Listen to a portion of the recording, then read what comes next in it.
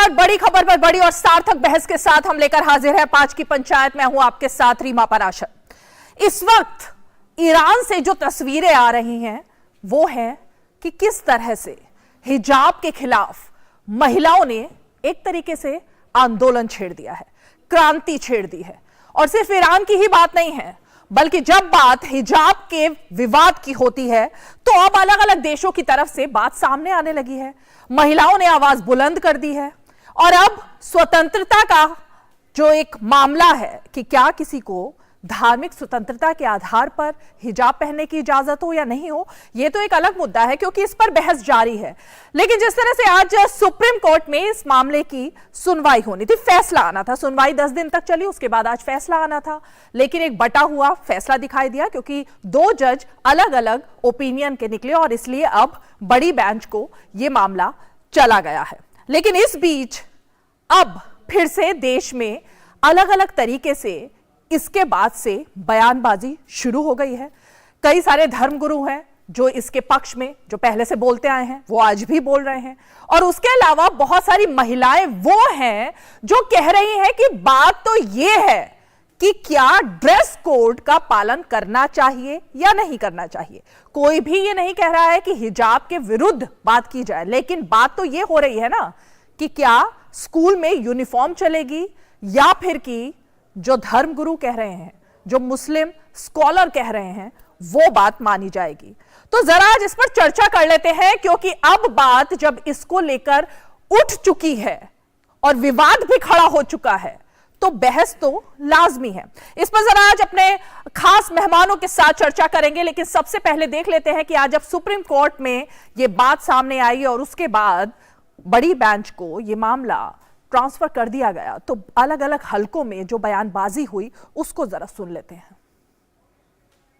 Court का फैसला अभी तक लागू रहेगा क्योंकि उसको सेटिस्फाइड नहीं माना जाएगा, क्योंकि एक जज ने उसको अपहोल्ड किया है, दूसरे जज ने उसको रिजेक्ट किया है, तो ये माइनॉरिटी व्यू हो गई। तो वो जजमेंट लागू रहेगा तब तक जब तक कि लार्जर बेंच का फैसला नहीं आ जाता। आज का जो जजमेंट था हिजाब का, बहुत दिन से जिसके ऊपर इंतजार था, वो आज जज ने कोर्ट ने प्रोनाउंस कर दिया है और इसके अंदर स्प्लिट जजमेंट आया है। इसमें ऑनरेबल जस्टिस हेमंत गुप्ता साहब ने उसको जो है अपील को जो है उन्होंने डिसमिस करा है और जीओ वगैरह जो थे कर्नाटका गवर्नमेंट के उसको अपहेल्ड करा है। लेकिन justice Gulia honourable justice Gulia ने डिफरेंट व्यू लिया है इसके अंदर, इस मैटर के अंदर, और उन्होंने इस मैटर के अंदर उसको अपील्स को अलाउ करा है। भारत में ऐसा सोच आ चुका था, अभी सारे वर्ल्ड इस सोच को, इसका सोच के बारे में वो लोग सोच कर प्रोटेस्ट कर रहा है और हिजाब का बारे में, बुर्का के बारे में कर्नाटका क्या बोला वही अभी प्रपंच बोल रहा है। कोर्ट का फैसला सबको मानना चाहिए। कोर्ट के फैसले के खिलाफ जाना कंटेम्प्ट ऑफ कोर्ट होता है। हम कहीं भी पढ़ने जाएंगे तो इल्म जरूरी है, ये रसूल अल्लाह ने बताया है। हिजाब की पाबंदी के लिए जो है हमें वहाँ के कानून को मानना पड़ेगा। तो हिजाब का तस्करा जो कि कुरान में ऑलरेडी मौजूद है, सूरह अहज़ाब में, सूरह नूर में, तो लिहाजा ये हमारे मज़हब का एक अटूट हिस्सा है।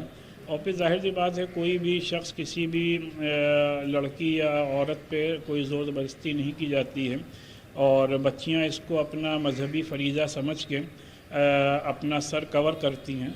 जहाँ तक हिजाब और पर्दे का सवाल है तो हीरा भी पत्थर है और एक पत्थर जो सड़क पर पड़ा रहता है वो भी पत्थर है, दोनों पत्थर हैं। धार्मिक मामलों में इंटरफेयर नहीं करना चाहिए। इस तरह की जो अपीलें हैं उनको सिरे से खारिज करना चाहिए, क्योंकि कोर्ट की अगर पेंडेंसी हम देखें तो वो बहुत ज़्यादा है।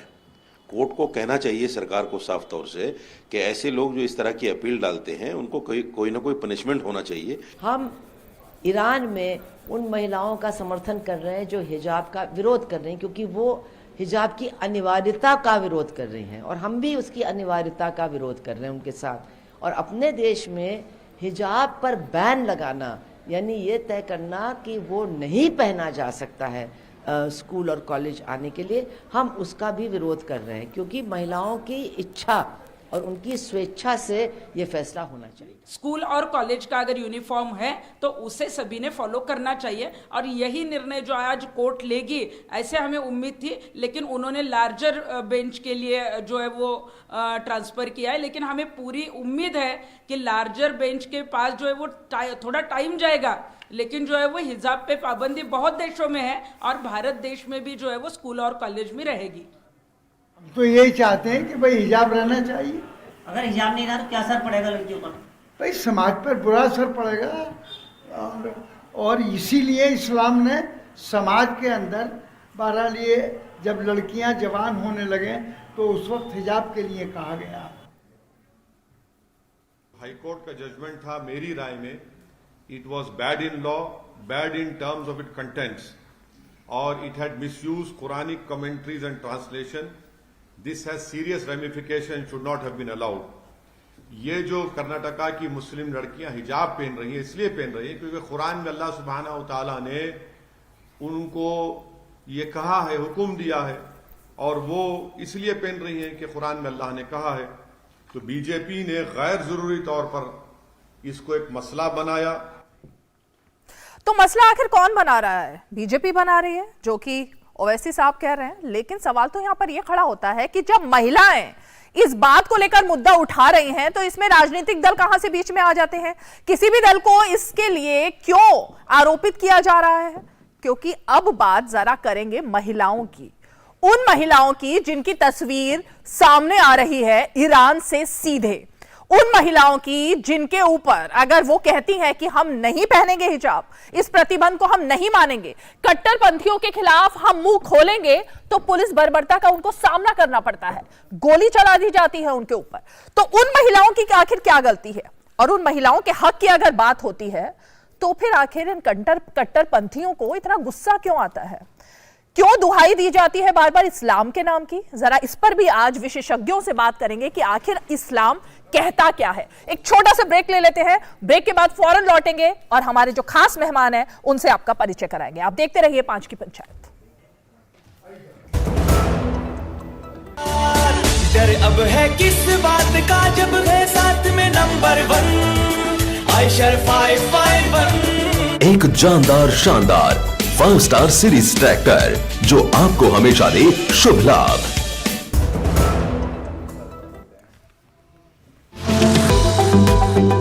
आप मिलेंगे इंडस्ट्री 4.0 के स्टार्टअप चैंपियन टैग बॉक्स से और हमारे स्टार्टअप मेंटोर से। हमें लगा कि आईओटी डेटा को मशीन लर्निंग और आर्टिफिशियल इंटेलिजेंस के साथ मिलाकर बिजनेस प्रॉब्लम सॉल्व कर सकते हैं। इसके अलावा जो हमारा क्लाउड प्लेटफॉर्म है, किसी भी SaaS प्लेटफॉर्म की तरह इसमें कई सारे टीयर्स हैं, कई सारे फीचर्स हैं, और अपने ज़रूरतों के अनुसार जो हमारे कस्टमर हैं वो एक पर्टिकुलर टीयर को सब्सक्राइब कर लेते हैं, हमें एक मंथली पेमेंट देते हैं और ये सब्सक्रिप्शन चलता रहता है। इंडस्ट्री 4.0 को पकड़ें तो इंडस्ट्री 4.0 वो तकनीक है, वो टेक्नोलॉजी है जिससे आप एक नई मैन्युफैक्चरिंग को और स्मार्ट बना सकें।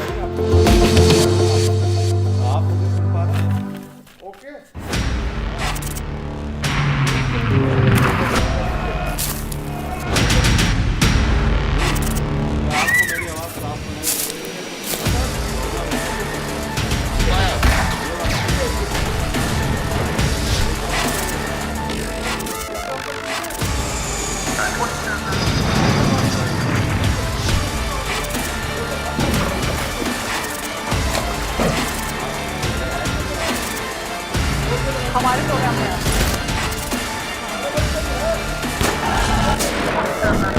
जी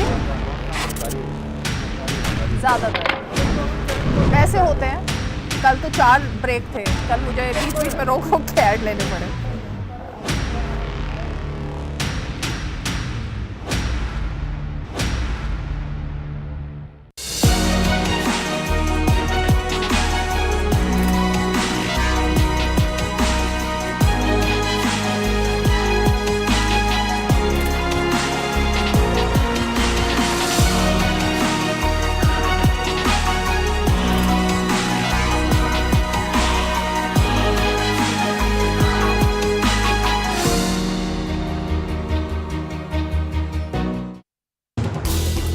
हर दिन हर पल बनती खबरें, बदलती दुनिया, हम लेकर आते हैं आपके लिए बड़ी खबरें, संपूर्ण कवरेज, ताकि आप रहें खबरों के बीच हमारे साथ। मिड डे प्राइम हिंदी सोमवार से शुक्रवार दोपहर 1 बजे सिर्फ डीडी न्यूज पर।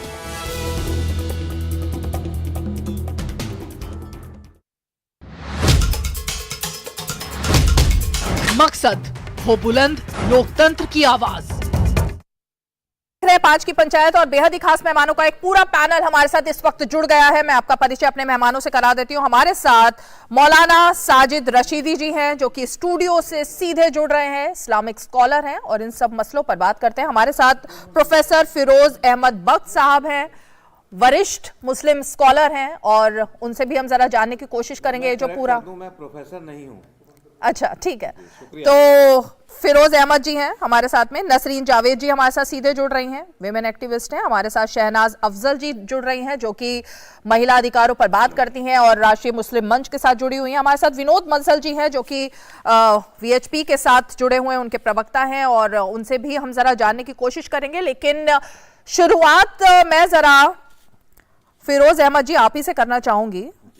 इस्लाम का बार बार जिक्र किया जा रहा है। आज जो सुप्रीम कोर्ट में बात हुई और जो 10 दिन तक सुनवाई चली, 10 दिन की सुनवाई के दौरान भी बार बार इस्लाम का जिक्र किया गया दोनों ही पक्षों की तरफ से। मैं जरा आपसे आज जानना चाहती हूं कि इस्लाम में आखिर क्या डेफिनेशन है हिजाब को लेकर। जी देखिए, मैं कोशिश करता हूं इस्लाम में डेफिनेशन बताने की हिजाब की क्या है।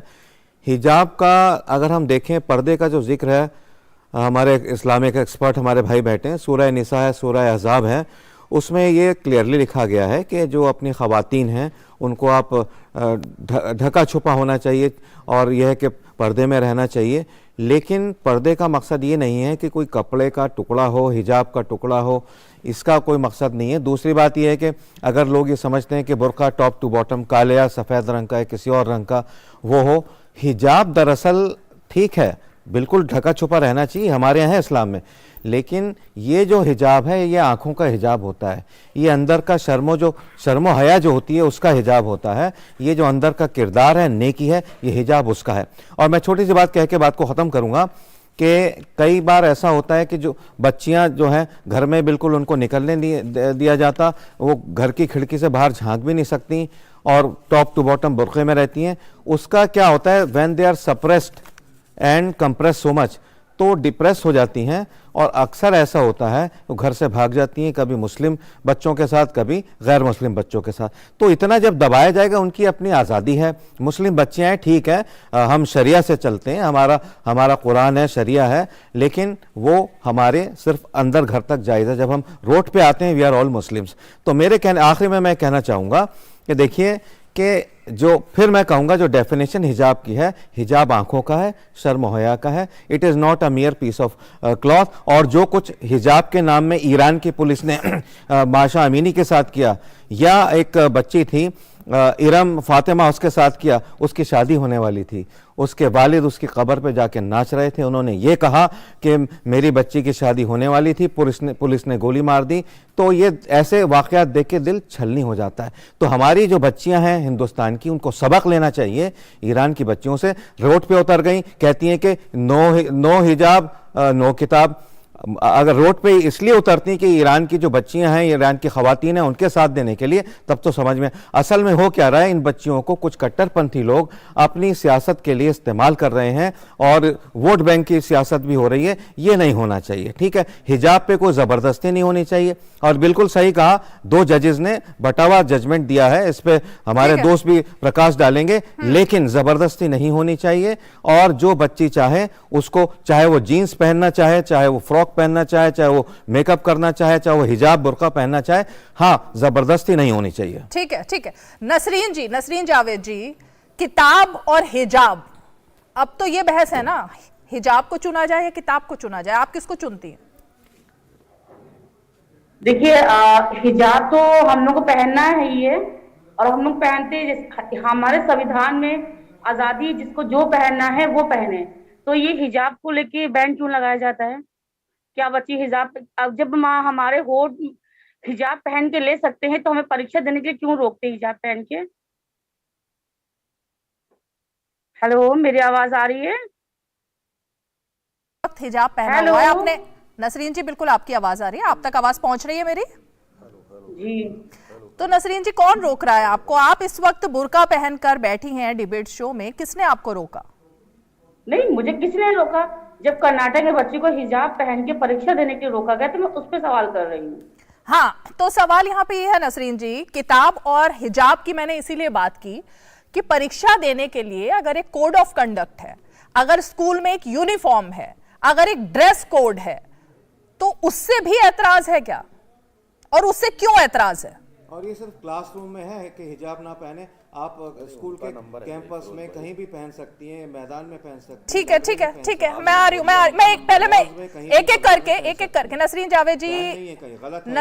जावेद जी का आई थिंक सिग्नल चले गए हैं, मैं उनके पास दोबारा से आऊंगी, लेकिन मैं जरा अब मौलाना साजिद रशीदी जी आप ही के पास आना चाहती हूँ, क्योंकि जो बात यहाँ पर फिरोज साहब से शुरू हुई है मैं उसी पर फिर से आना चाहती हूँ। इस्लाम में पुरुषों के लिए भी कुछ कहा गया होगा, सिर्फ महिलाओं के लिए क्या इस्लाम में कहा गया है, या पुरुषों के लिए भी कुछ बात है? देखिए, दो चीजें हैं, दोनों चीजें समझ लीजिए। अभी इन्होंने फिरोज बख्श साहब ने कुछ बातें कही हैं सही, और कुछ बातें अपने मतलब की कह ली इन्होंने, ठीक है, इनका अपना व्यू है। कुरान में दोनों के लिए कहा गया है, लेकिन औरत के लिए थोड़ी ज़्यादा चीज़ें हैं। नज़र का झुका कर रखना, शर्मगाह की हिफाजत करना, ये दोनों के लिए कॉमन है, मर्द के लिए भी है और औरत के लिए भी है। मैं कुरान की आयत भी पढ़कर आपको सुना सकता हूँ। लेकिन आगे औरतों के लिए हिदायत दी है, वला यजरिबना बेखुमरिहिन्ना अला जुयूबिहिन्ना, कि अपनी चादरों को कंधों पर डालकर मत रखो, यानी सर ढक कर रखो, क्योंकि उस वक्त में बुर्क़े का तसव्वुर नहीं था। जब कुरान नाजिल हुआ उस वक्त बुर्क़े का या इस तरह की चीज़ों का तसव्वुर नहीं था, चादर वादर हुआ करती थी, उस वक्त गुर्बत का ज़माना था, तो कहा कि चादर जो है सर से मत उतारो, इस पर मत डालो। दूसरे एक चीज़ बड़ी उससे कही है, वला युब्दीना ज़ीनतहुन्ना, अपनी जीनत यानी अपने बनाव सिंगार को जाहिर मत करो लोगों पर। लोगों पर जाहिर करने का मतलब यह है कि बेपर्दा होकर मत निकलो। ये दो चीज़ें ऐड हैं कुरान में औरत के लिए, यानी मर्द से ज़्यादा हैं, एक चीज़ में कॉमन है दोनों। दूसरे मैं ये कहना चाहता हूँ, देखिए 1860 में इंडियन पेनल कोड बना, उसमें आप क्लोज 3 देखिए, उसमें बाकायदा अंग्रेज़ के ज़माने में ये उसमें लिखा है, आज भी लिखा हुआ है, कि जो आदमी हिजाब को छीनने की उतारने की कोशिश करेगा उसको क्रिमिनल ऑफेंस माना जाएगा और वही उस पर कार्रवाई होनी चाहिए। आज उठाकर देख लीजिए इंडियन पेनल कोड, लेकिन उसको कोई नहीं मानेगा। दूसरे संविधान ने हमें इस बात की इजाज़त दी है, जब हम बात करते हैं कि साहब फिल्मी दुनिया में उरियानियत है, नंगापन है, लड़कियां इस तरह ड्रेस कोड पहनती हैं, तो हमें कहा जाता है कि भाई आप तो दकियानूस हैं, आप तो किसी के पहनने पर जो है आरोप लगाना चाहते हैं। अगर यहाँ बच्ची हिजाब पहनना चाहती हैं तो हम भी तो वही बात कहते हैं कि आप उस पर प्रतिबंध क्यों लगाना चाहते हैं? ठीक है, उनको अपनी आज़ादी के साथ जीने दीजिए, ठीक है, उनकी आज़ादी छीनने की कोशिश मत कीजिए। आज़ादी छीनने की तो कोई कोशिश दिखाई नहीं दे रही। दूसरी बात, एक ड्रेस कोड की बात है, क्योंकि आप ही जैसे लोग हैं, और एक बार मैंने आप ही के साथ बात की थी इस मुद्दे पर, तो सानिया मिर्जा जब आती हैं तो आप लोग उनकी भी ड्रेस को लेकर के सवाल खड़े करते हैं। वो देश का नाम रोशन कर गई, इस बात से तो कोई आपको आई थिंक इत्तेफाकी रखते होंगे आप। यस यस, तो उनके ड्रेस कोड पर सवाल खड़े होते हैं। बहुत अच्छा सवाल। फुटबॉल में आगे बढ़े, उनके ड्रेस कोड पे सवाल खड़े करते हैं। कोई कुश्ती में आगे बढ़े महिलाएं, तो आप उनको भी रखना चाहते हैं घर में। आप बीती सुनाती हैं ये सब, जो भारत का गौरव है, भारत की शान है ये लड़कियां। अब मुझे 10 सेकंड दीजिए, आप मुझे 10 सेकंड दीजिए। यही पॉइंट मैंने कहा है कि जब हम उनके ड्रेस कोड पर बात करते हैं तो आपका जवाब यही होता है कि आप उनकी आज़ादी पर क्यों बात करते हैं। तो मेरा भी जवाब आज यही है कि जो बच्ची, मुस्लिम बच्ची हिजाब पहनना चाहती है, बुर्का पहनना चाहती है, उसकी आज़ादी पर आप क्यों बात करते हैं?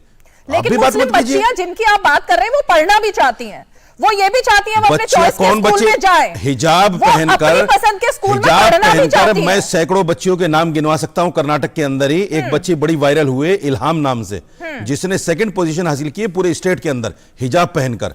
कौन मना करता है हिजाब पहनकर के तालीम नहीं हो सकती? कौन कह रहा है? लेकिन जो आदमी ये हिजाब पहनकर फुटबॉल खेल रही है, हिजाब पहनकर क्रिकेट खेल रही है, हिजाब पहनकर बैडमिंटन खेल रही है, सारे खेल खेल रही है। आप लोगों ने बोला ना, उनके बारे में भी पाबंदियां लगाने की बात आप जैसे लोग कर रहे थे। नहीं, हमने कभी पाबंद, देखिए एक है इस्लाम, एक है मुसलमान का, इसको समझ लीजिए। इस्लाम तो ये कहता है कि पर्दा होना चाहिए और इस तरह का लिबास ना हो जिससे नंगापन जाहिर हो। ये इस्लाम कहता है। दूसरे है मुसलमान का अमल। कोई इस बात को नहीं मानता तो ना माने, हम उसको डंडा लेकर थोड़े मनवा रहे हैं कि नहीं साहब मानना ही पड़ेगा आपको। क्या हम इस पर इस्लाम भी ना बताएं? इस्लाम तो बताना पड़ेगा हमें। मौलाना रशीद जी, इस्लाम में तो ये भी कहा जाता है कि इल्म हासिल करना एक फर्ज है, कहा जाता है या नहीं कहा जाता?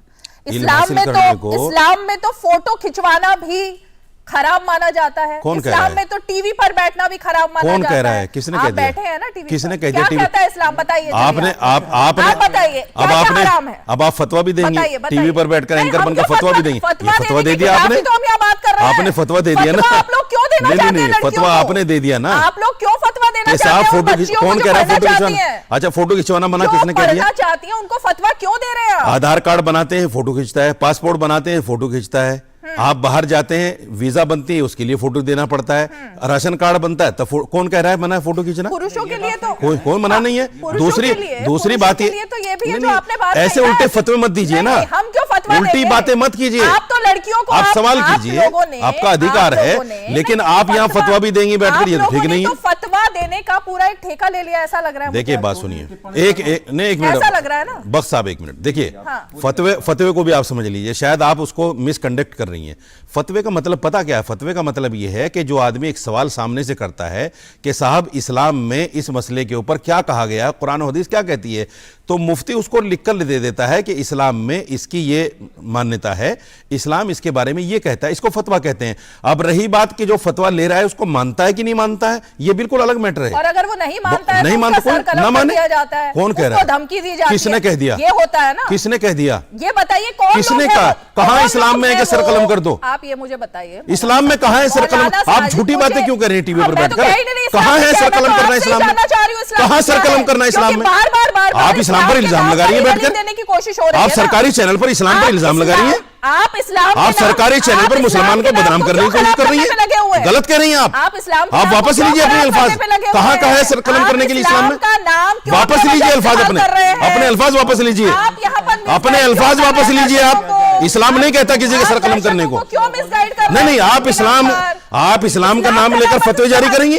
आपने 2 फतवे गलत जारी कर दिए, 2 फतवे गलत जारी कर दिया आपने इस्लाम के नाम पर। अरे कमाल की बात है, आप 2 फतवे गलत जारी कर रही हैं। आपने कह दिया कि साहब इस्लाम में फोटो खिंचवाना जायज नहीं, अभी कह रहे हैं इस्लाम में सर कलम करना कह दिया गया। कहां है इस्लाम में सर कलम करना? बताइए ना कहां है। अगर आपने कहा है तो उसका आपके पास सबूत भी होगा, सबूत दीजिए उसका। कहां है इस्लाम में सर कलम करना? दीजिए ना सबूत। नहीं, सबूत दीजिए इसका पहले, सबूत पे सर कलम करने का सबूत दीजिए। फतवा आप यहाँ बैठकर चैनल में मत दीजिए। महिलाओं को क्या पहनना है क्या नहीं पहनना, आप फतवा मत दीजिए। सबूत दीजिए। और बच्चियों का नाम ले लेके यहाँ पर मत आइए आप, पहले सबूत दीजिए, क्योंकि वो भी बच्ची है जिनके सर कलम किए जा रहे हैं ईरान में। वो तस्वीरें भी सामने आ रही है। आप पहले सर कलम और आप उनको एक सेकंड आप उनको कैसे चुप करा रहे हैं? फिरोज अहमद बख्श साहब को चुप मत कराइए ना।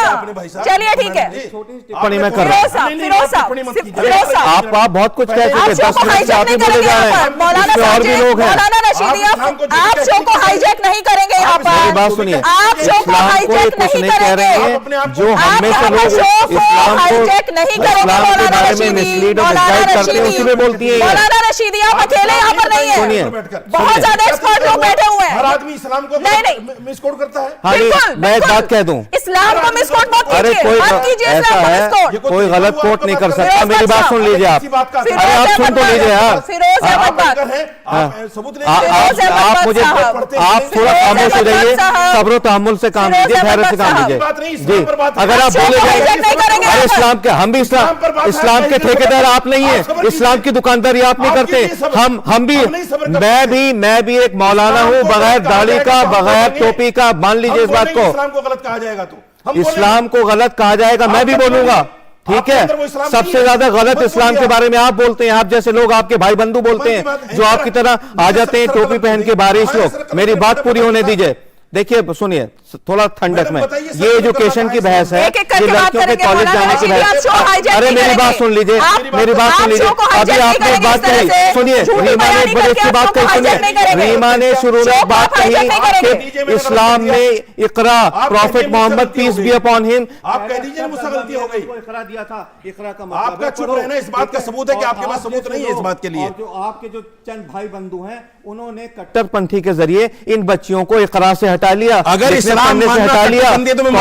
और सुनिए, अगर देखिए स्कूल कॉलेज में कोड होता है, उन्होंने ड्रेस कोड निकाल लिया। सुनिए, सुन तो लीजिए, थोड़ा सुन भी लिया कीजिए। देखिए, आपके बोलने से लोग ये कहते हैं कि मुसलमान ऐसे होते हैं, उनमें कोई धैर्य नहीं होता, वो कोई धागा करे चले जाते हैं। देखिए, एक अच्छी मेरी बात सुनिए, ये एजुकेशनल, देखिए इस्लाम में कहीं से कहीं तक, सुनिए रीमा आपको ये बता दूं, कहीं से कहीं तक सर को तन से जुदा करने की बात नहीं है। और ये बात जो है कट्टरपंथी लोग, इनके जैसे लोग या और जो लोग हैं पाकिस्तान से, ये इस्लाम का कोई लेना देना नहीं है सर तन से जुदा होने का। और जो इस तरह की बात करते हैं, गैर कानूनी गैर इस्लामी बात होती है। और आखिर में एक बात और कह दूं, सुनिए, देखिए हम रोड पे उतरते हैं, रीमा एक सेकंड सुनिए, रीमा आज 70% बच्चियां ना तो हिजाब लगाती हैं, ना नकाब, ना बुर्का। आप बात ही नहीं कर रही है, सबूत दे दीजिए आप। सबूत मैं क्यों दूंगी? सबूत और आपको मैं सबूत क्यों दूंगी? आपको मैं सबूत क्यों दूंगी? मैं यहाँ सबूत देने के लिए बैठी हूँ क्या आपको? आप मुझे ये बताइए, आप मुझे ये कुछ लोग कहते हैं, कुछ लोग भटकाते हैं, भड़काते हैं इस्लाम के ताल्लुक से, इस वजह से कह रही है। देखिए, सामने वाला जो देखेगा, सामने वाला जो सुनेगा, वो तो कहेगा रशीदी साहब इन्होंने कहीं सुना, कहीं देखा, ठीक है, बात गलत है, एक धर्म गुरु, ये बात गलत है कि इस्लाम में सर तन से जुदा नहीं है। लेकिन सर तन से जुदा किया गया, कन्हैया का सर तन से जुदा किया गया, उसको देख के कह रही है। उमेश का सर तन से जुदा किया गया, उसको देख के कह रही है। चलिए ठीक है, मुझे और भी मेहमानों के पास जाना है, मैं इस डिबेट से आगे बढ़ना चाहती हूँ। शहनाज जी आप ये डिबेट सुन रही हैं, और शहनाज जी इसीलिए मैं आपके पास आना चाहूंगी क्योंकि इससे पहले अब बात ये हो रही है। जी आपकी आवाज आ रही है शहनाज जी? मेरी आवाज आ रही है? शहनाज जी आपकी आवाज आ रही है। मैं आपसे ये जानना चाहती हूँ कि ये जो डिबेट इस वक्त चल रही है, और खासकर ईरान में जो तस्वीरें सामने आई, उसके बाद यहां पर कुछ लोगों को इतना खराब क्यों लग रहा है? क्यों इस्लाम के नाम का बार बार इस्तेमाल किया जा रहा है महिलाओं को लेकर? देखिए मैं एक बात कहना चाहूंगी अपने मौलाना भाई साहब से कि आपने कहा कि मर्दों पर भी है इंस्ट्रक्शंस ना इस्लाम से, और औरतों के लिए भी है।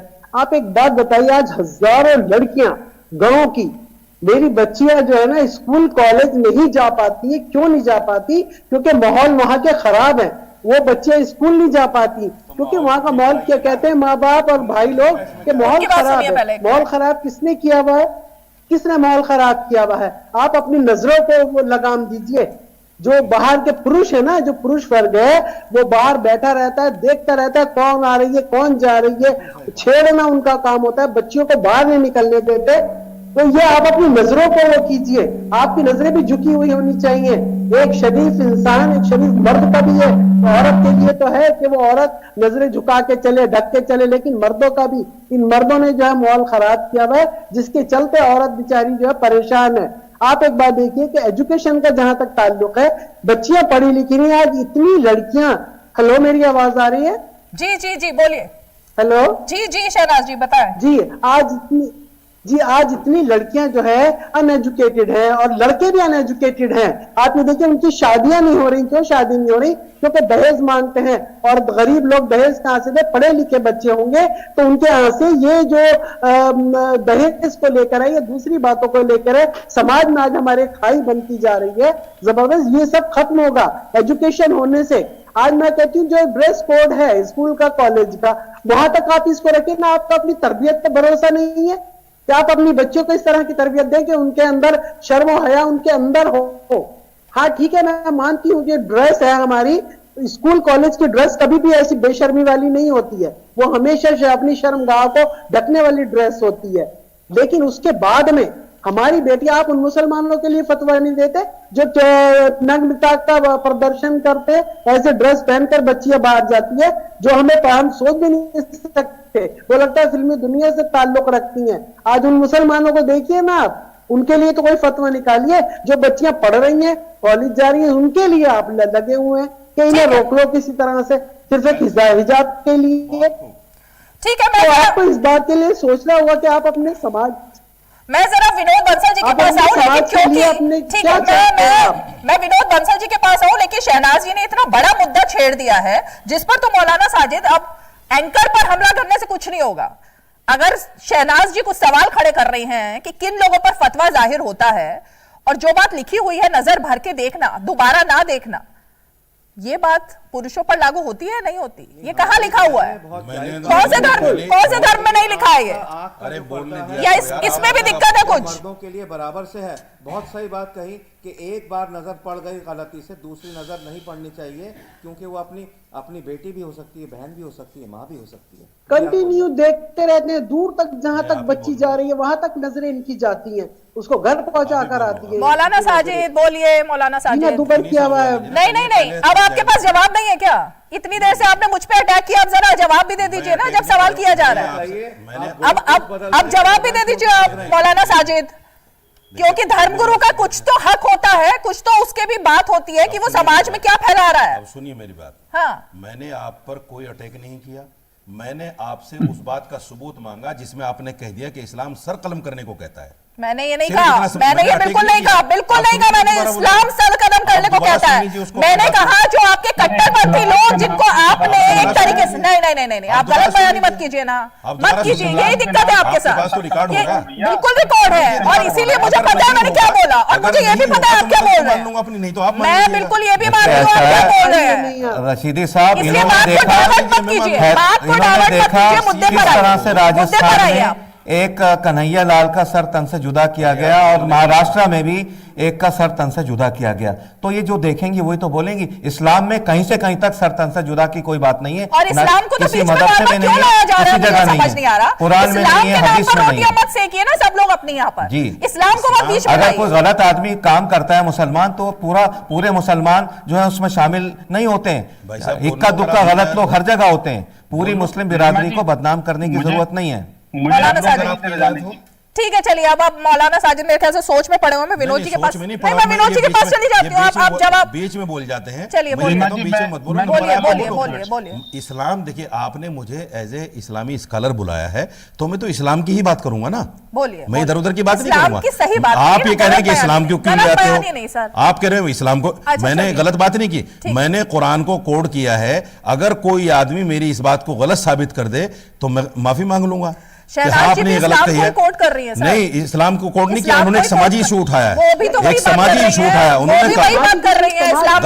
आप गलत बयानी कर रही हैं। इस्लाम में क्या लिखा है, कुरान में क्या लिखा है, एक सामाजिक इशू उठाया है कि मर्द जो है इस तरह की बातें करते हैं। मैं भी मानता हूँ कि हाँ करते हैं, लेकिन उससे इस्लाम क्या उनको मना नहीं करता? इस्लाम तो मना करता है उनको कि भाई नजरें नीचे रखो। और ये लॉ एंड ऑर्डर का मसला है, सरकारों को चाहिए कि जो इस तरह के लोग उनको जेल में डालें, उनकी पिटाई करें, उनको सजा दे। ये तो लॉ एंड ऑर्डर का मसला है। इस्लाम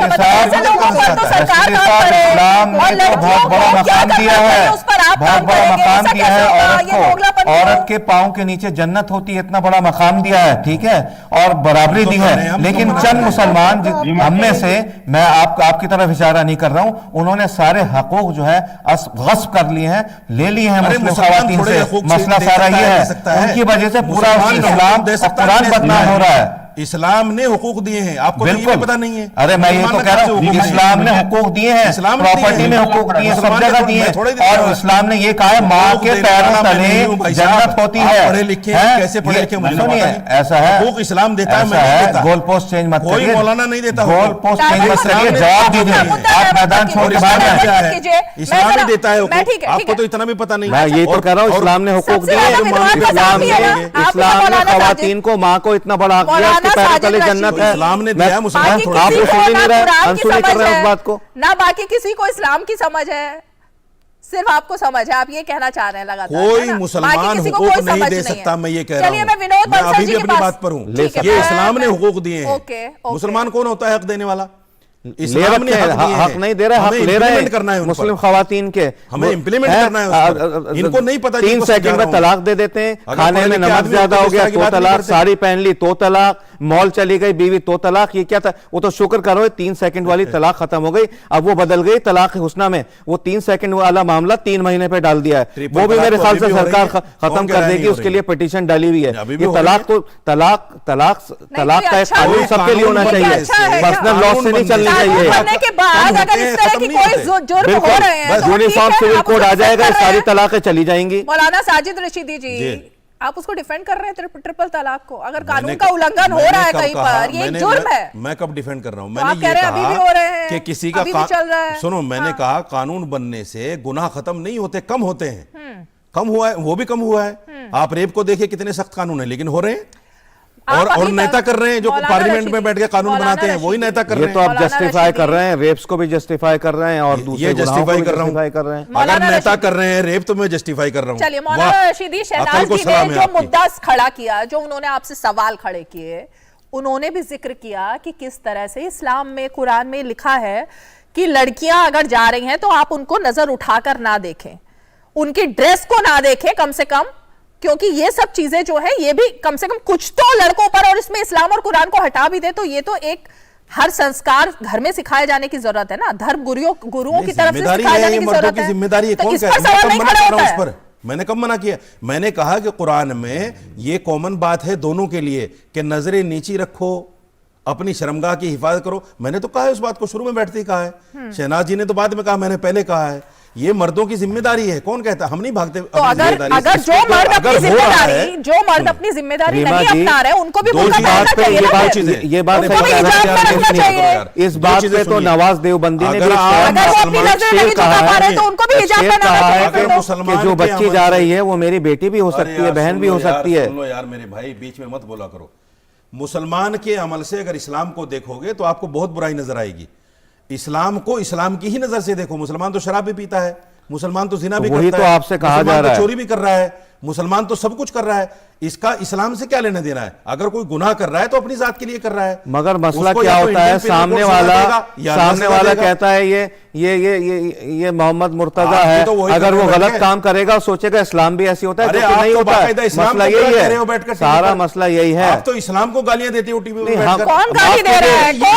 आपको गाली नहीं, अल्फाज वापस लीजिए। देखिए एक बात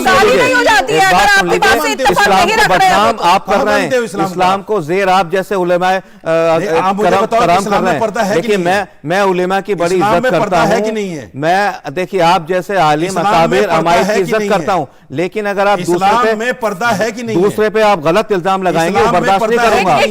ठीक है ना, मैंने मुसलमानों को बदनाम किया, इस्लाम को। आप जैसे लोग इस्लाम और मुसलमानों को बदनाम करते हैं और कर रहे हैं इस वक्त। आप नहीं जवाब दे पाएंगे। नहीं, मैं बताती हूं आपको, जवाब तो आप दे सकते हैं, जवाब तो आप दे सकते हैं। अरे मुझे कोई ओहदा नहीं लेना, मुझे ओहदा लेना है। देखिए एक मिनट रीमा, इन्होंने इल्जाम लगाया, मुझे कहने दो। मुझे कब्र में जाना है, मुझे अल्लामिया के सामने मैदान हशर में, वहां मुझे रुतबा लेना है, यहां नहीं लेना। अल्लाह का शुक्र है जो बात मेरा दिलो दिमाग सही समझता है मैं वो बात कहता हूं। मुझे अरे सरकार की चापलूसी, मैंने अपने वालिद की चापलूसी नहीं करी, सरकार की क्या करूंगा मैं? आप कैसी बात कर रहे हैं? मैं अपना चेहरा देखने नहीं आता, मैं सही बात कहने आता हूं। जिस बात की वकालत मेरा दिलो दिमाग करता है कि ये बात सही है, मैं वही बात कहता हूं। मुझे कोई शौक नहीं है आपकी तरह टीवी पे जाके अपना चेहरा देखने की। जो सही बात है वो बात कहता हूं मैं। जिस बात की इजाजत मेरा दिल और दिमाग देता है कि वो सही है वो बात कहता हूं।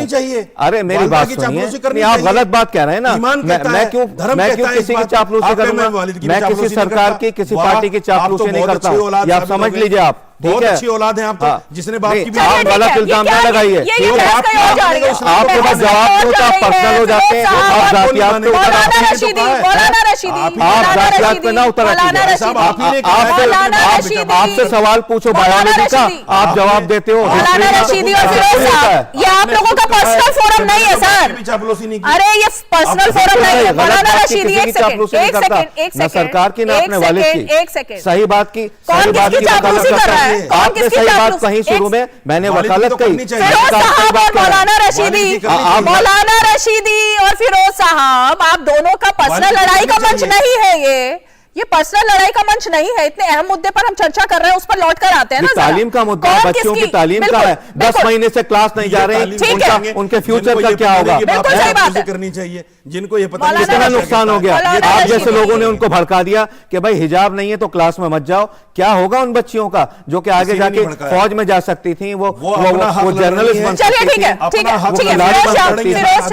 फिरोज साहब, मैं अपने जरा दूसरे मेहमानों के पास जाती हूँ। नसरीन जी, मैं आपके पास आना चाहूंगी। नसरीन जी, ईरान में जिस तरह से जो प्रदर्शन हो रहे हैं, जिस तरह से महिलाएं उतरी हुई हैं, अब तक कितनी, मतलब वो संख्या भी अभी तक किसी को नहीं पता है कि कितनी महिलाएं हैं जो पुलिस ज्यादती की भी शिकार हो रही हैं, क्योंकि उन्होंने विद्रोह और आंदोलन क्रांति के मार्ग पे वो आ गई हैं। एज ऑफ यस्टरडे 93 महिलाएं मारी जा चुकी हैं पुलिस की गोलियों से ईरान में। एक सेकंड नसरीन जी, क्या आप उसको कंडेम करती हैं आप, जो वहां हो रहा है? और क्या महिला अधिकारों की जो वहां लड़ाई हो रही है उसके समर्थन में आप हैं नसरीन जी? आपकी आवाज मुझे नहीं आ रही है। नसरीन जी, मैंने पूछा कि ईरान में जो कुछ हो रहा है, महिलाएं जिस क्रांति पर उतर आई हैं, क्या आप उनके साथ हैं? क्या आप कंडेम करती हैं पुलिस की ज्यादतियों को जो वहां पर हो रही हैं? आप ईरान की बात में क्यों जा रही हैं? आप इंडिया में रहती, इंडिया की बात मुझसे करिए ना। इंडिया में क्या हो रहा है मेरे यहाँ? ईरान पर आप लोग क्यों नहीं बोलना चाहते? मैं ये जानना चाहती हूँ। मैं भी तो जानना चाहती हूँ, आप इंडिया के बारे में क्यों नहीं बोलना चाहती हैं? आप ईरान में अगर महिलाएं इसी मुद्दे पर, हिजाब पर, कट्टरपंथियों के खिलाफ आकर आवाज उठा रही हैं, तो उस पर चुप्पी किस लिए है? ईरान में बर्बरियत का सुलूक किया जा रहा है, उनको मारा जा रहा है, उनके मुंह को काटा, उनके मुंह को बिगाड़ा जा रहा है, नाकें काट दी गई हैं, इतना जुल्म तशद्दुद हो रहा है मुस्लिम महिलाओं के ऊपर ईरान में। उस पर नहीं बोलेंगे आप बोलो ना उस पर। हम तो बोल रहे हैं, हम तो हिंदुस्तान पर बोलेंगे भी इंशाल्लाह। क्या आप कंडेम करती हैं या नहीं करती? मैं ये जानना चाह रही हूँ। मुझसे ईरान इराक की बात क्यों पूछती हैं आप? हमारे इंडिया में जो हो रहा है वो मुझसे पूछिए। क्या हो रहा है इंडिया में? क्यों आप हिजाब को लेकर टॉपिक चल रहा था, हिजाब पे मुझसे बात करिए ना। तो बताइए ना, मैं अभी हिजाब पर ही आ रही हूँ, मैं हिजाब पर ही बात कर रही हूँ। वहां पर भी हिजाब का ही मुद्दा है। वहां पर भी इंटरव्यू देने से इसलिए मना कर दिया जाता है क्योंकि महिला जो है वो प्रॉपर ड्रेस में नहीं है। मुद्दा तो यही है ना जी। मुझे भारत में भी तो वही बात हो रही है जो अभी मौलाना रशीदी कह रहे हैं, तो वही तो मुद्दा है। उसमें ईरान हो, भारत हो, तमाम जगहों पर यही मुद्दा क्यों उठ रहा है? से सहमत हूँ, उन्हीं ने सही बोला है। आपने बोला इस्लाम में फोटो नहीं खिंचवाते, 3 तलाक उन्हीं ने बोल दिया। जो भी जिसका है बोलते रहेगा क्या? ऐसा नहीं है, आपने पढ़ा है हमारे इस्लाम में क्या है? नसरीन जी, मैं समझना चाहती हूँ, आप ही समझा दीजिए। चलिए। नहीं, आपने पढ़ा है हमारे आप समझाइए ना, मैं पढ़ना चाहती हूँ, बताइए, आप समझाइए। चलिए। आपने क्या, आपको किताब जरूरी कि आपको हिजाब जरूरी? नसरीन जी, क्या इस्लाम में आप जो मुझे पढ़ा रही हैं, क्या ये लिखा है कि अगर बच्चियां ये सबसे आगे निकलकर तालीम को तवज्जो देना चाहती हैं तो उनको घर बिठा दिया जाए क्योंकि वहां पर ड्रेस कोड अलाउड है? कुछ क्या ये लिखा है? आप मुझे पढ़ा दीजिए, कहाँ लिखा हुआ है? देखिए, कश्मीर की तजम्मुल हुसैन एक बच्ची है, बॉक्सिंग की गोल्ड मेडलिस्ट है वर्ल्ड की। नसरीन जी से पढ़ना चाहती हूं। नसरीन जी पढ़ाइए। जिस तरह आप इसको मुद्दे को उलझा रही है ना। मैं नहीं उलझा रही, आपने कहा ना मैंने नहीं पढ़ा है, तो आप पढ़ाइए। कहाँ ये लिखा है कि तालीम से ऊपर अगर ड्रेस कोड के ऊपर बहस करना जरूरी है तो बच्ची को घर बिठा लिया जाए? कहाँ लिखा है ये बताइए। तालीम को कौन मना कर रहा है? अरे एक सेकंड सर, अब आप बीच में क्यों बोल रहे हैं? आप क्यों भी सीधी सादी औरत कह रही? सीधी सादी औरत तो कह रही, आप उनको सीधी औरत सीधी सादी हो, पुरुष सीधा सादा हो, ज्यादा होशियार हैं, वो उलझने वाली नहीं है, आपसे ज्यादा अक्लमंद है माशाल्लाह। मुद्दा क्या? अगर कोई महिला अपनी आवाज रख रही है, आपको क्या तकलीफ है? मौलाना रशीदी, मौलाना रशीदी, क्या दिक्कत है आपको? आपसे ज्यादा समझदार है वो। आपको क्या दिक्कत है? यही तो दिक्कत है ना। महिलाओं के ऊपर आप क्यों बोल रहे हैं? पूछिए उनसे। मौलाना रशीदी बहुत देर में लाया आरएसएस और बीजेपी को। सारी महिलाओं की उनको बोलने का हक है, वो बोल लेंगी ना नसरीन जी। नहीं, मैं क्यों उलझा रही हूँ, वो बताएं इस बात को। नसरीन जी बताइए। जी बताइए। मेरा सवाल आपसे बहुत ही सिंपल था, मैं ये जानना चाहती थी कि क्या कहीं पर ऐसी भी पढ़ाई है कि तालीम करने के लिए अगर लड़की चाहती है अच्छे स्कूल में पढ़ना और वहां पर ड्रेस कोड है तो आप उसको उस स्कूल में नहीं भेजेंगी, घर बैठाएंगी क्योंकि वहां पर हिजाब या कोई ऐसा ड्रेस कोड अलाउ नहीं है? बहुत अच्छा सवाल है आपका तालीम को लेके। मुझसे बताइए नसरीन जी। पता है, पूछे, मैं दूंगा इसका जवाब। पहले उनको बोलने दीजिए। मैंने आपसे जानना चाहा था, अगर आप बताना चाहे तो बोलिए। आप कह रही थी मैंने इस्लाम पढ़ा नहीं है, जितना पढ़ा है उसी पर मैं सवाल पूछ रही हूँ आपसे। जी मैं जानती हूँ, मैंने पढ़ा है, मैं जानती हूँ सब। बताइए। मैं अजान हो रही, 2 मिनट रुकना चाहती हूँ। जी अजान हो रही हो, कह रही हैं? अच्छा ओके। शहनाज जी, यही सवाल मेरा आपसे भी है, आप मुझे थोड़ा सा पढ़ाइए कि इस्लाम में क्या ऐसा कुछ कहीं पर लिखा हुआ है? और नसरीन जी तो चली गई हैं अभी फिलहाल, लगता है फिलहाल। शहनाज जी आपसे मैं जानना चाहूंगी, क्या लिखा हुआ है इस्लाम में? तालीम या फिर ड्रेस कोड को धता बताते हुए स्कूल से छुड़वा देना बच्ची को? देखिए, आज जो मुस्लिम समाज का हाल है ना, जो तालीम ना होने की वजह से जो बर्बादी है, वो सब तालीम ना होने की वजह से है। और मैं ये जानती हूँ, आप मुझे एक बात बताइए, मजहब इस्लाम में जो लिखा है क्या हम उसको फॉलो कर रहे हैं हर जगह? आज हमारे जो पुरुष वर्ग है, जो जुआ खेलना, शराब पीना हराम है। मुस्लिम समाज में मजहब इस्लाम में शराब पीना हराम है, और अधिकतर 60% मुसलमान शराब पी रहा है। शराब भी पी रहे। लड़कियों के ऊपर क्यों ये पाबंदियां लगाई जाती हैं? जो पढ़ने वाली बच्चियां, उनको क्यों रोका जा रहा है? उन पे क्यों जुल्म किया जा रहा है ड्रेस कोड को लेकर? उनकी ड्रेस कोई ऐसी वाहियात ड्रेस तो नहीं है ना, तो उनके ऊपर क्यों हिजाब वो किया जा रहा है? उनके ऊपर जुल्म नहीं होना चाहिए, वो चाहे ईरान में है। आपकी बात में एक बात और जोड़ दूं। फिरोज साहब मैं आपके पास आना चाहती हूँ, क्योंकि बहुत ज्यादा तकलीफ हुई मौलाना रशीदी को भी और नसरीन जी को भी जब मैंने ईरान का नाम लिया। ईरान का नाम लेने के पीछे एक मंशा थी। अभी जो 10 दिन की सुनवाई हुई ना, मैं बता रही हूँ, 10 दिन की जो सुनवाई हुई है सुप्रीम कोर्ट में, उसमें कई बार ईरान का इस्तेमाल हुआ है। ईरान का एग्जाम्पल दिया गया है। और जब सुप्रीम कोर्ट में सुनवाई के दौरान ईरान पर चर्चा हो सकती है, एग्जाम्पल दिया जा सकता है, तो फिर यहाँ पर जब हम ईरान की बात करते हैं, देखिए मेरी बात सुनिए, ईरान का नाम लिया गया, जायज तरीके से लिया गया। जब सुनिए, जब फलस्तीन पे इसराइल हमला करता है तो तकलीफ होती है, सबको तकलीफ होती है, रशीदी साहब को भी होती है, मेरी बहनों को भी होती है। और ईरान में जब मुस्लिम महिलाओं के ऊपर ये बर्बरियत ढा दी गई और बेतहाशा जुल्म, अब कल तक तेहरान में महिलाएं मारी गई पुलिस की गोलियों से। और एक वाकया मैंने बताया था आपको, कि एक बच्ची की शादी होने वाली थी, उसका बाप कह रहा था मैं उसकी शादी में नाचूंगा, उसको गोली लग गई, उसके कब्र पे जाके नाचा। मैं ये कितनी दर्दनाक चीज है। आखिर में कहना चाहूंगा मैं, हमारी बहन बहुत समझदारी की बात कर रही है कि बच्चियों को क्यों रोका जा रहा है पढ़ाई से। ये बहस इस्लाम पे नहीं है, ये बच्चियों की पढ़ाई के ताल्लुक से है। एक बात कह के बात को खत्म करूंगा। देखिए, मैं फिर कहूंगा, prophet Mohammad peace be upon him, आपको जो पहला वर्ड था वो था इकरा, और इसी इकरा से दूर इनको हटाया जा रहा है। और यह भी कहना चाहता हूं कि आज के समाज में आप काउंट कर लें, मुस्लिम बस्तियों में 70% मुस्लिम बच्चियां जो हैं, ना वो हिजाब लगाती हैं, ना नकाब, ना बुर्का। मैं ये नहीं कह रहा अच्छी बात है बुरी बात है, उनकी मर्जी है, जो मर्जी करें। और ये कह के मैं बात को कह के ख़त्म करूंगा कि देखिए, इस बच्चियों को कॉलेज जाने दीजिए। वो उनका जो मकसद है, वो एक फातिमा बीवी का एग्जाम्पल देता हूं। फातिमा बीवी जो थी, हिजाब करती थी, पर्दा करती थी, लेकिन जब वो कोर्ट से बाहर जाती थी, जब कोर्ट में बैठती थी, डिसीजन देती थी, she was the first Muslim जज, तो वो हिजाब नहीं पहनती थी। जो ड्रेस कोड था कोर्ट का, वो पहनती थी। तो अगर ड्रेस कोड दे दिया है तो इस पे इतना हल्ला मचाने की जरूरत नहीं है। 10 महीने, मेरा दिल जो है छलनी हो जाता है सोच के कि हमारी ज़हीन बच्चियां, हमारी इतनी अच्छी पढ़ाकू बच्चियां 10 महीने क्लास से बाहर हैं। और एक दिन भी अगर बच्चा क्लास में नहीं जाता, 2 दिन भी, कितना उसका जो हर्जा होता है पढ़ाई का। तो मैं ये, अगर ये बच्चियां मेरी बात सुन रही हैं, तो मैं कहना चाहूंगा अपनी बच्चियों से, मेरी बेटियों की तरह है, मेरी बहनों की तरह है, कि कहना चाहूंगा कि बहुत हो गया। इतना पैसा सुप्रीम कोर्ट में, लाखों रुपए करोड़ों रुपए खर्च हो गए होंगे इन मुकदमों में। इनको छोड़िए, क्लास में जाइए, बाकी अल्लाह पे छोड़ दीजिए। सिर्फ क्लासरूम में अगर नहीं पहन रही हिजाब, इसको मुद्दा ना बनाइए। अपनी किस्मत को देखिए, आगे अपने फ्यूचर को देखिए, अल्लाह से जुड़ी रहिए, वो सबसे बड़ी चीज है। मौलाना रशीदी जी, बिल्कुल। देखिए, ना तो इन लोगों को संविधान मानना है, ना इन लोगों को इंडियन पेनल कोड मानना है, जो मैंने कोड किया था पहले। ये जो फिरोज बख्श जैसे लोग बैठे हुए हैं। नहीं, मैं तो लड़कियों की बात मैंने तो आपका नाम नहीं लिया।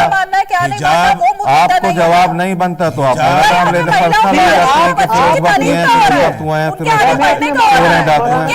फायदा नहीं है। आप जवाब दीजिए सवाल। जवाब भी दे रहा हूँ। मेरे देश का संविधान मुझे हिजाब करने को भी मना नहीं करता। मेरे देश का संविधान मुझे बुर्का पहनने को भी मना नहीं करता। मेरा देश का संविधान मुझे टोपी लगाने को मना नहीं करता, दाढ़ी रखने को मना नहीं करता। इंडियन पेनल कोड में भी ये सारी चीजें हैं। तो आप जबरदस्ती क्यों थोपना चाहते हैं कि हिजाब नहीं होगा? अगर कोई बच्ची अपनी स्वेच्छा से, अपनी इच्छा से हिजाब लेना चाहती है तो उसको आजादी होनी चाहिए। आप क्यों आजादी छीनना चाहते हैं? आजादी छीनी नहीं जा रही। क्यों छीनना चाहते हैं? आप आजादी बीआर अम्बेडकर के कानून से चलता है। हम नहीं कर रहे। स्कूल ने ड्रेस कोड दे दिया। स्कूल में बच्चा जो है लाल स्याही से, हरी स्याही से नहीं लिख सकता। वो भी एक कोड है, डिसिप्लिन है। वो तो सुनना पड़ेगा ना। चाह रही हूँ क्योंकि देश के बहुत सारे आपके समाज के लोग आपकी तरफ देख रहे हैं। वो जानना चाहते हैं कि आपकी जो एक शब्द है ना, उसका असर उनके ऊपर पड़ता है। और इसीलिए सोच समझ के थोड़ा सा समझने की कोशिश करनी चाहिए इस बात को कि जैसे देश संविधान से चलता है, कानून से चलता है, उसी तरह स्कूल जो है एक सिस्टम से चलता है, एक ड्रेस कोड से चलता है। उनके अपने नियम कायदे कानून होते हैं स्कूलों के, और वो सबके लिए होते हैं, किसी एक मजहब की बात नहीं हो रही वहां पर। देखिए बात सुनिए, तो मैं छोटी सी बात बताना चाहूंगा आपको, सुनिए, ये समझने की जरूरत है, छोटी सी इंटरेस्टिंग कानून, आपने सिस्टम की कानून की बात की, एक बात है रशीदी भाई, एक सेकंड बोलने दिया, सुनिए, एक छोटी सी बात कह रहा हूँ, आप ही की बात को बढ़ाऊंगा आगे। सुनिए, एक छोटी सी बात बड़ी इंटरेस्टिंग है, आपको अच्छी लगेगी, सुनिए सुनिए, नहीं तमीज से बात करिए, गुस्सा तलाक से ना बोलिए, तलाक से ना करिए। मैं कहना चाहता हूँ, सुनिए, मैं जब चांसलर बना तो हरे पेन से मैं साइन करता था। सुनिए मैं सुनिए, मैं जातियात नहीं, मैं हरे पेन से साइन कर रहा था। सवाल पूछिए, जल्दी से कर दीजिए फटाफट। स्कूल में जो मेरे बच्चे थे मॉडर्न स्कूल में, प्रिंसिपल को हरे पेन से साइन करना था, इत्तेफाक से मेरे पास था, वो सर्टिफिकेट था बच्चे का, तो प्रिंसिपल को मैंने हरा पेन दिया, मुस्कुराए भाई, कहने लगे देखिए ये आप जो है हरा पेन स्कूल में इस्तेमाल नहीं करेंगे, हालांकि चांसलर का जो रुतबा है प्रिंसिपल से आगे होता है। मैं मुस्कुराया, मैंने कहा बिल्कुल इस्तेमाल नहीं करूंगा, जो भी कापियां जांचता हूं मैं लाल से ही करूंगा या नीले से लिखूंगा। तो एक कानून है, सिस्टम है, स्कूल कॉलेज उससे चलते हैं। अगर उन्होंने कह दिया हिजाब नहीं पहनो, भगवा नहीं पहनो, कड़ा नहीं पहनो, पगड़ी नहीं पहनो, तो मानना पड़ेगा। आपके नाम के आगे लगाए तो आप समझ सकते हैं आप कितने इस वक्त ऐसे सब लोग आपकी तरफ देख रहे हैं, आपके शब्दों को सुन रहे हैं, इसलिए ये जवाब थोड़ा समझ के ही दीजिए। आप मुझे जितना भी उकसाने की कोशिश करें, मैं कहाँ उकसा रही हूँ, मैं तो बता रही हूँ आपकी अहमियत। आप जैसे एंकरों के साथ बैठने का मुझे बहुत तजर्बा है। नहीं, आप जैसे एंकर हो तब माफ कीजिएगा, मैं आपके उकसाने में नहीं आता। आप जैसे एंकर हो, सुनिए, ये क्या है, जवाब सुनिए। हाँ, मैं ये कहता हूँ हिजाब कहाँ माने होता है तालीम हासिल करने में, कहाँ रोकता है हिजाब तालीम लेने को। मैंने अभी इल्मा का जिक्र किया, सेकंड आई है, वो पूरे स्टेट के अंदर सेकंड आई है, और हिजाब पहनकर लड़कियां फुटबॉल भी खेल रही हैं, हिजाब पहनकर लड़कियां क्रिकेट भी खेल रही हैं। कौन मना करता है? अरे ये मेरी आजादी है, आप मेरी आजादी को, कल को आप कहेंगे साहब दाढ़ी टोपी नहीं लगाएगा मर्द, क्यों नहीं लगाएगा भाई? तो संविधान को चेंज कर दो ना, किया है आप पहले संविधान को चेंज थोड़ी रोक किया है। अरे खेल कूद में हिजाब लगा रही है, जीत रही है, ट्रॉफी ला रही है। मेरी बात तो आप मानेंगे ही नहीं, क्योंकि आपने तय कर लिया है कि मौलाना रशीदी की बात ही नहीं माननी, सारे पैनलिस्ट की माननी है, मेरी नहीं माननी। आप सही बात करेंगे तो दुनिया मानेगी आपकी बात, मुझे पता है आपकी बात सोच कर बैठे हैं, आप लोग मानोगे नहीं मेरी बात, रशीदी। लेकिन मैं कहता हूं अपनी बात जो मुझे कहनी है। आपको तो बिल्कुल अपनी बात कहने का हक है, तो इसीलिए हमें भी आप माने न माने हक है। मुझे कोई फर्क नहीं पड़ता। आपके जैसे एंकरों के साथ बहुत बैठे, आप माने न माने मुझे कोई फर्क नहीं पड़ता। सुनिए, मुझे जिस बात कहनी थी मैंने बात जरूर कही है अपनी, तो बात जरूर कही है, लेकिन आप कहते हैं मैं उकसाया, पहले इनसे जवाब ले लीजिए। सुनिए, आप कहते हैं इनसे निपट मुझे कोई उकसा नहीं सकता। सुनिए, इन्हीं से निपट नहीं सकते आप कहते हैं अभी आपने मुझसे तू तड़ाक करनी शुरू कर दी। एक मिनट रीमा जी, मुझे तो ये डर है कहीं आप मुझे जूते चप्पलों से न मार दो। समय की बाधा थी और इसीलिए मैं जानना चाह रही थी मौलाना रशीदी से कि सिर्फ ड्रेस कोड पर आप अमल करेंगे या नहीं करेंगे। आपने साफ कर दिया है कि ड्रेस कोड कोई मतलब नहीं है स्कूल का, है ना। रिलीजियस फ्रीडम भी कोई चीज है, रिलीजियस फ्रीडम भी कोई चीज है जो हमारे संविधान ने दी है। तो मतलब बैलेंस है दोनों का, रिलीजियस फ्रीडम भी कोई चीज और ड्रेस कोड का। अंत में चलते चलते दो चार ही होते हैं, पांच नहीं होते। सुप्रीम कोर्ट का जो भी फैसला आएगा बड़ी बेंच का, वो तो मंजूर होगा या उस पर भी आप लोगों की कुछ आपत्ति होगी, उसमें भी आप कुछ बहस करेंगे? इस्लाम जो कहता है हम उसको मानेंगे। कोर्ट का फैसला, कोर्ट जो हमारे हिंदुस्तान का कोर्ट है, वो अगर कोई फैसला देता है, आपको नहीं देखा ट्रिपल तलाक का हमने माना, बाबरी मस्जिद का हमने माना कि नहीं माना? आप हमसे ही क्यों सवाल करती हैं कि साहब आप मानोगे कि नहीं मानोगे? मानेंगे ना। क्यों सवाल करती हो ये? ठीक है, तो मानेंगे। ये सवाल करती क्यों हो? आपकी मर्जी का फैसला है तो आपकी मर्जी का फैसला वक्त की बाधा है। अभी तो जब सुप्रीम कोर्ट में फिर से ये मामला जब आएगा तो फिर से इस पर चर्चा करेंगे। आज बहुत बहुत शुक्रिया, आप सभी खास मेहमान हमारे साथ इस विशेष चर्चा में जुड़े, और इसीलिए अभी मामला बड़ी बेंच को चला गया है, लेकिन मुद्दा क्योंकि बहुत सारे अलग अलग हलकों में वाद विवाद का विषय बना ही हुआ है और इस मुद्दे को गरमाने की कोशिश भी की जा रही है, लेकिन सवाल सिर्फ हम यहां पर यही छोड़कर जाना चाहते हैं कि लड़कियों को, महिलाओं को, चाहे वो किसी भी धर्म की हो, किसी भी मजहब की हो, किसी भी संप्रदाय की हो, उनके अधिकारों से, और वो भी तालीम के, पढ़ने के अधिकारों से दूर करना शिक्षा के अधिकार का हनन है या नहीं है? सिर्फ एक ये सवाल है। बहुत बहुत शुक्रिया। 5 की पंचायत में कल फिर हाजिर होंगे, तब तक के लिए हमें दीजिए इजाजत। नमस्कार।